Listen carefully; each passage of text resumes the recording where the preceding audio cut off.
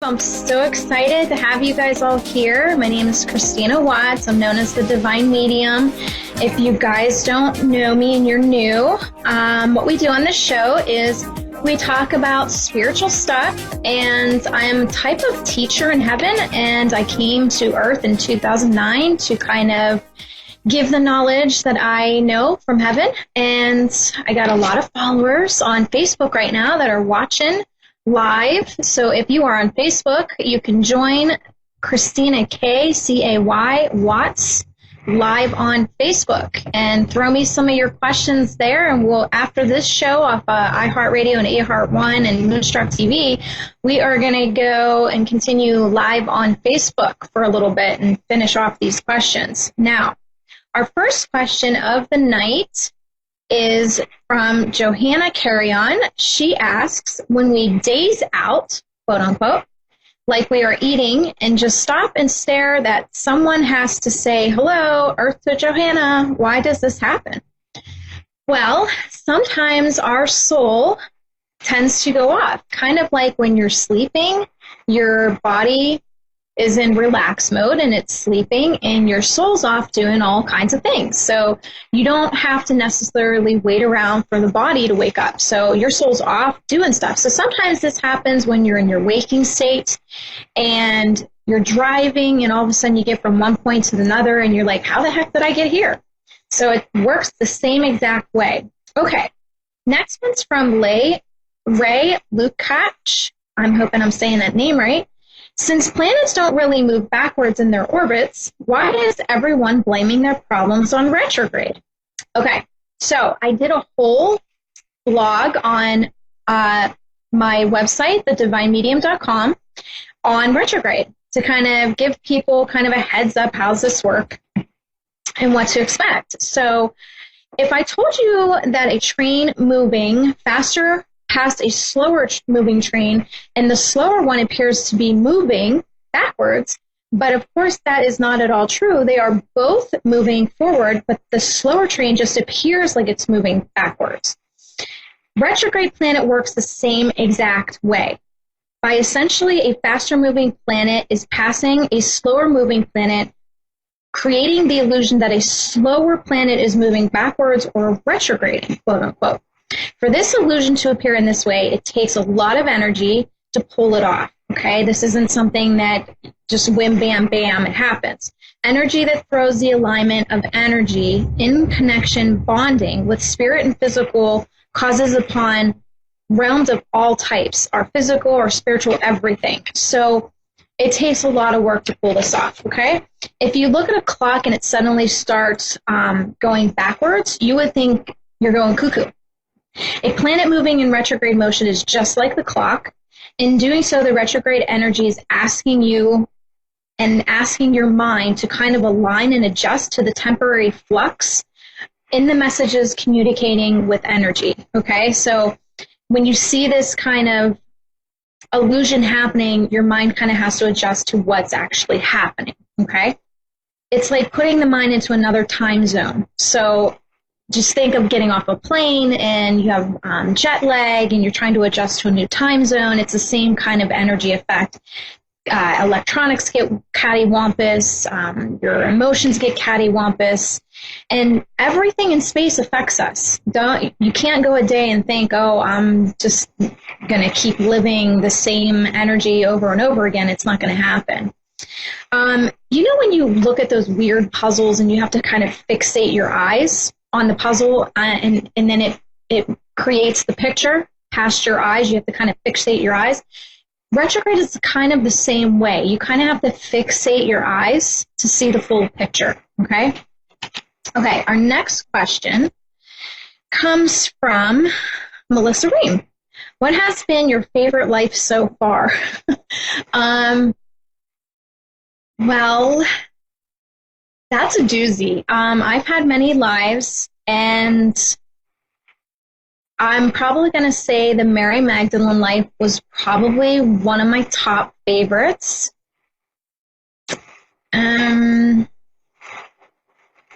Being president one time was kind of cool. I didn't like how my ending went, but it was actually kind of cool.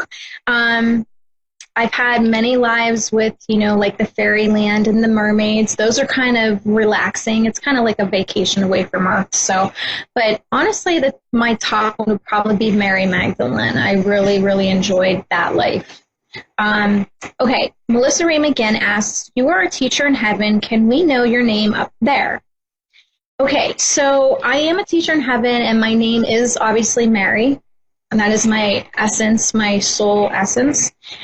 But I'm also a warrior in heaven. I have many jobs in heaven, just like I have many jobs here. I sing, I'm a medium, I'm an artist. So you have many gifts here, you have many gifts in heaven. Okay, so my warrior essence name, essence, if you will, because we don't really get hung up on names. We get hung up on energy feelings or our soul recognition. So we don't really get hung up on names and category. But if you were to call me a name, it would be Zahora, a.k.a. Zara, here on Earth, okay? Using Earth's language. I communicate with water creatures or races that use aquatica, like a nature of aquatica. And I also do with ridding and removing dark from beings that these beings that I deal with seek to plague and corrupt people and places. And I use Jesus's blood angelic armor that I place over these areas and these people to kind of demolish what's going on around them, to kind of remove the energy. And I'm assisting and protecting the angels with it while I'm here. However, I am restricted by the body to kind of be free in the spirit sense to be able to do what I really can do in heaven. So I'm kind of a little bit restricted, so I do have to count on them for things. So, okay, next question. I don't want to skip anybody here. Mary Maltese Giuseppe, when do you think the Vatican became dark? It must not have started that way, right? Sad to say, Mary, yes. Its main goal was to kind of corrupt and control. I know that there was really good, amazing people that, wanted to start this whole thing to enlighten and kind of be like peace workers, but then you have the other aspect of people that want to control it. When the second you start taking out books of the Bible, you no longer have something pure and with good intent, okay? Jessica Popish, what happens to another person's soul contract when someone who was to be a part of it commits suicide? Okay, so this is a really good question, Jessica. But nothing happens by chance. All these paths that are taken are documented, are planned out, are agreed upon, and consented. The biggest thing here is you want to finish out you want to do everything possible, as hard as it is here, to finish out your life. You do not want to waste the time and not finish it out, because if you finish it out too early, then you're not getting the full effect of learning. There's a difference between reading a book and actually jumping into the story and living it out. You have to live it out. You can't just vicariously read about it. Okay. So I want to kind of use an example for this. I have my notes here. I'm kind of keeping my my ADHD in control today. But so a son wants to be with his mother. His mother dies. He is overstricken with grief, and he just wants to be with her. So he commits suicide. The son does get to see his mother. God is so great and loving in his ways that he understands the hardships of being here on earth. And the son will have to learn how to forgive himself for leaving too soon, because coming to earth is a gift of learning, and you don't want to waste that gift. You don't want to let it be in vain. So you must try everything you can to stay as long as you can. Karma has to be balanced in order for a soul to fully learn from the experience and the perspective of the experience, okay? So karma will get balanced out with that. Okay, question, do dead people ever lie? This is interesting. No, they do not. They have no reason to. They're in heaven. They're all knowing. So communication is all telepathic. So if it's all telepathic, everybody kind of knows what everybody's thinking. So there's no sense in lying, and there's no sense in lying to me because I communicate telepathically. And I not only communicate telepathically, I feel everything that the soul's going through as well. So you can't kind of hide that from me. So there's no gain in them lying to me, to any other spirits in heaven. Everybody kind of just knows what's going on. So who picked our guides out? Our guides. This comes from Melissa Ream. Melissa gives a lot of questions, and I love them. So she asks, who picked our guides? We picked our guides. Our soul came up with the soul contract that we wanted to learn from. It's, again, like a big buffet of learning, and we decide what we want to learn from, who we want to learn from. The people in our lives typically do tend to come and repeat lives with us. It's our soul family that come in. So let's say, for example, your dad was your brother at one time. In this life, he decided to be your dad. So everybody has their role to play. But yes, you pick your guides, and you usually pick your guides based off of how you trust them, or what maybe you want to learn from them, or maybe what they want to learn from you. Because I think a lot of people think that guides aren't learning while they're doing this with you, and they truly are. They're learning themselves. My guide Maria is constantly learning things from me, especially because I'm stubborn.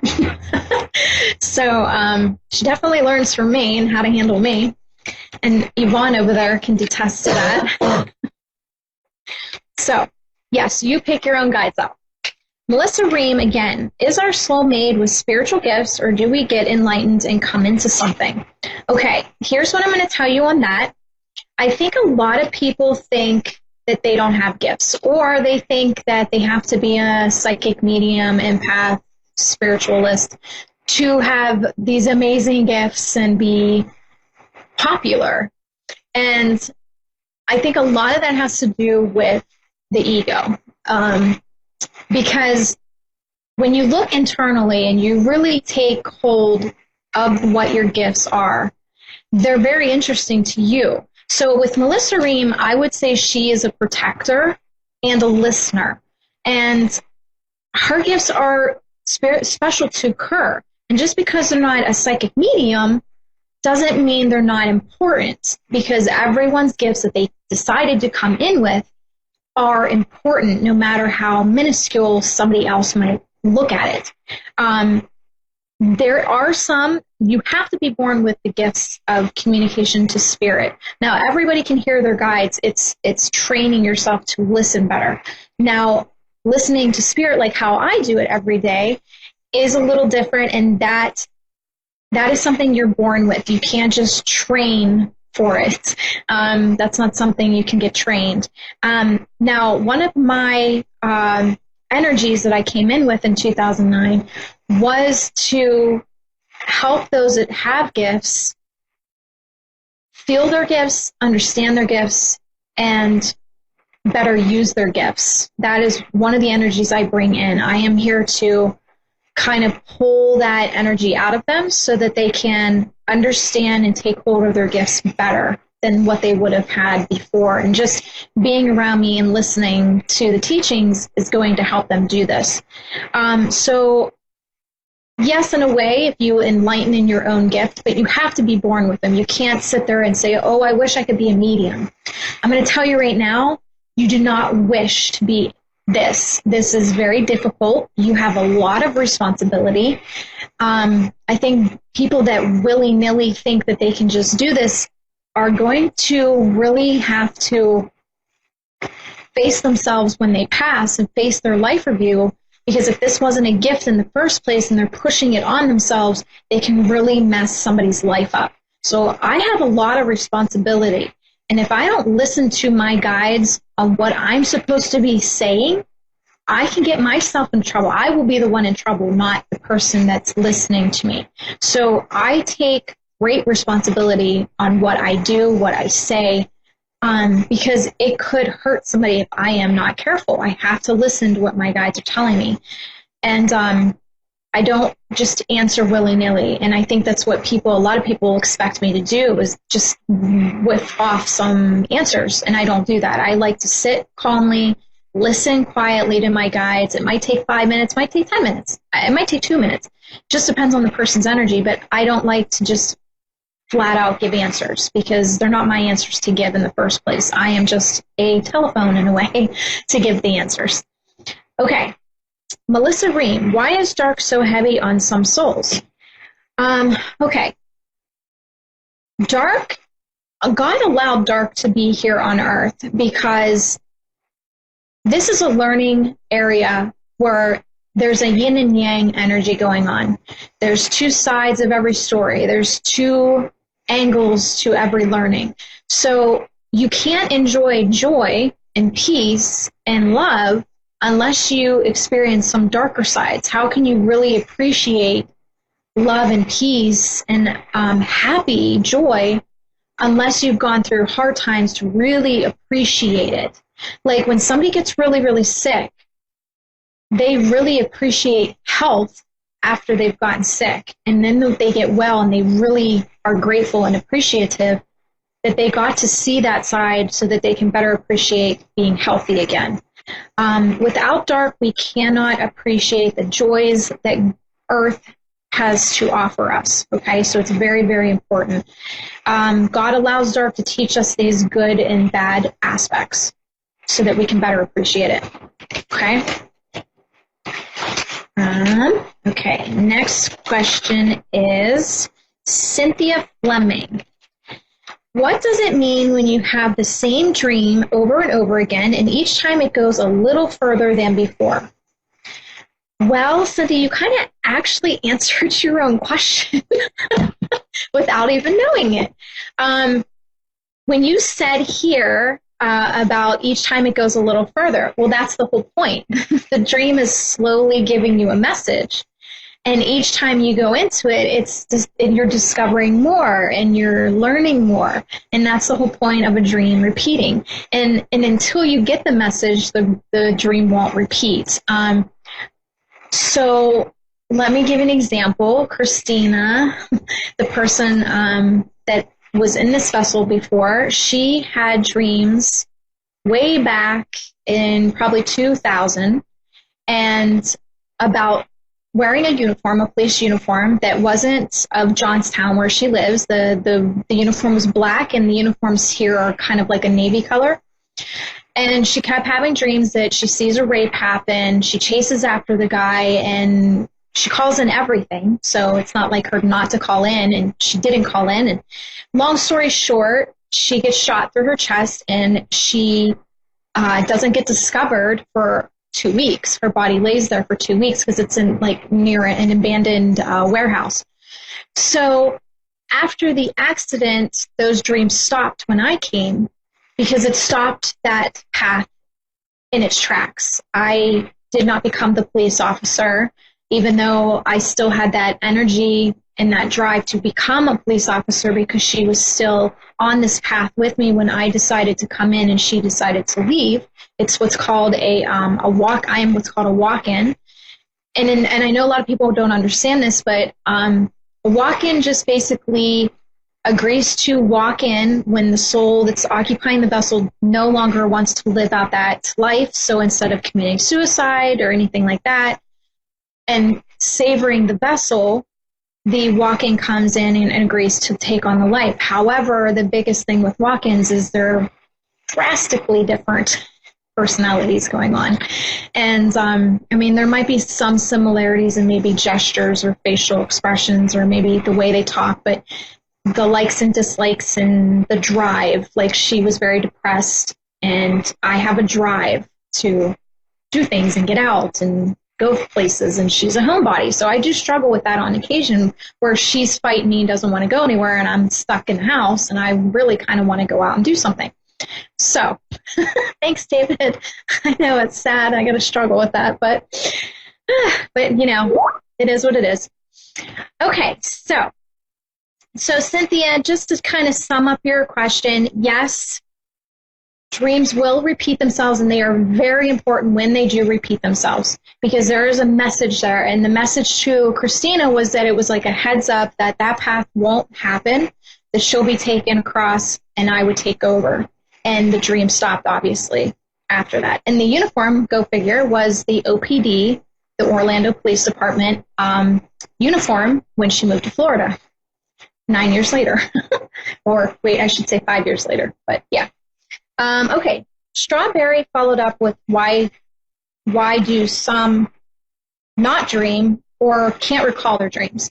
This usually happens when a soul is doing so much work in their dream state that it's too much to contain and remember. Now, there is certain crystals that you can have around you that will help you recall dreams, but it's not going to be in like an overload like most people. And that might be because your soul is kind of tapering into learning. So it's taking its time with its learning. So it's gradually taking bits here and there back with it. Now, you might not think you're recalling things, but your soul is, and that's all that matters, basically, in the end of it. And Angela Black had asked the same thing. So I hope Angela Black and Strawberry gets their answer with that. So, okay, we are 7 minutes in, or 7 minutes left to go. Okay, so Heather chose, why do some crystals crack, not break, but crack on the inside around a person? This has to do with their energy. Your energy corresponds with a crystal. For example, I have an angelite that's very baby blue, and when I have it in a window, it's absorbing, it's changing its energy to protect the house, so it tends to come off like a light gray, and it's no longer baby blue anymore. So it's kind of sad to see that baby blue go away, because it's so beautiful, and then it gets this like dingy look to it, but at least I know it's doing its job. So crystals do, I'm sorry, my nose is so itchy, crystals do change their molecular structure based off who and what is around them. Like sometimes even a selenite, you'll see will go even like, maybe there's clear parts to a selenite, and all of a sudden you'll see it go just bright white, and there's no clear anymore to it. Okay? It's almost like it filled itself up with more selenite. Okay, Tabitha Ray, what are some reasons people are not ready to hear their guides?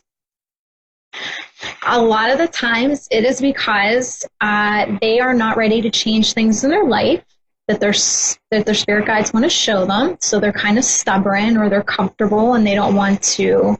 I think everybody is listening to their guides. They just don't want to admit to what their guides have them doing. So yeah, they don't want to move their feet, and their guides are telling them, go, go, do.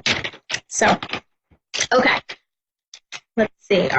Michelle Atkins, are you able to call someone into your dreams live or past? Actually, yes, you can. If you're feeling like you miss somebody, most of the time when you dream about a loved one, it is actually them. They are visiting you.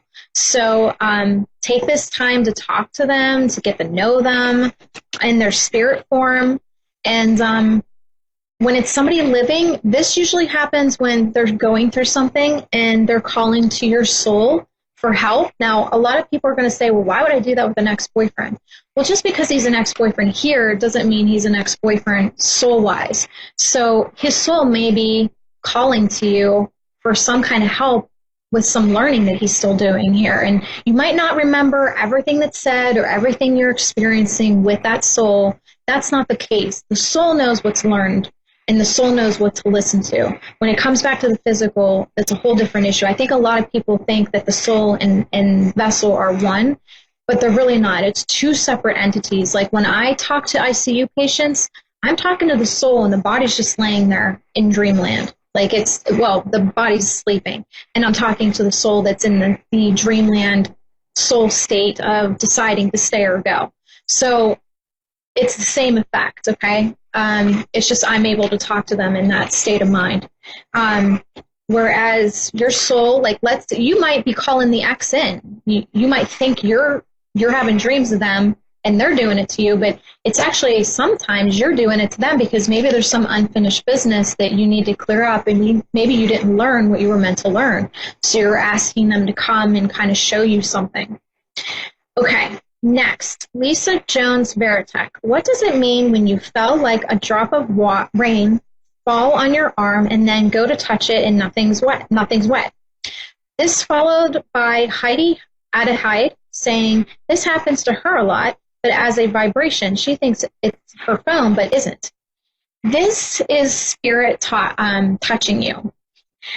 Sometimes it might feel like something wet dropped on you. It might feel like a bug is crawling on you. It might feel like little needle points, tapping into your skin.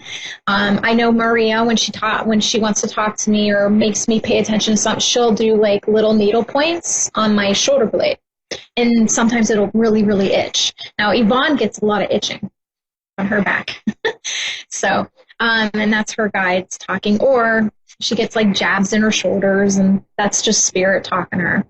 But it's based off of your guide and your loved ones around you, how they specifically communicate with you. They could be using tapping, they could be using poking, wet drops, bugs, anything. They will use anything to communicate with you. So just be open-minded and go, okay, that was spirit. Oh, hi, I acknowledge you. Is there something you want to tell me? Can you tell it to my mind and help me pay attention to the message?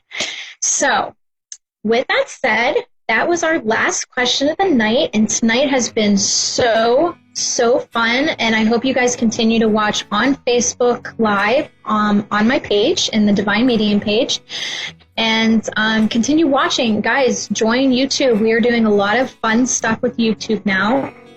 I'm doing these really cool charmed readings where I'm doing intuitive charm readings, and you can check those out. They're really fun. So join the YouTube channel, The Divine Medium Christina K, and I am looking forward to next week. We are going to talk about the Knights Templar next week. Me and Yvonne are going to sit side by side, and we're going to talk Knights Templar. Very, very cool, and I hope you guys join in at 8 p.m. Eastern Standard Time next Wednesday for that. It's going to be so fun. Thank you guys for joining.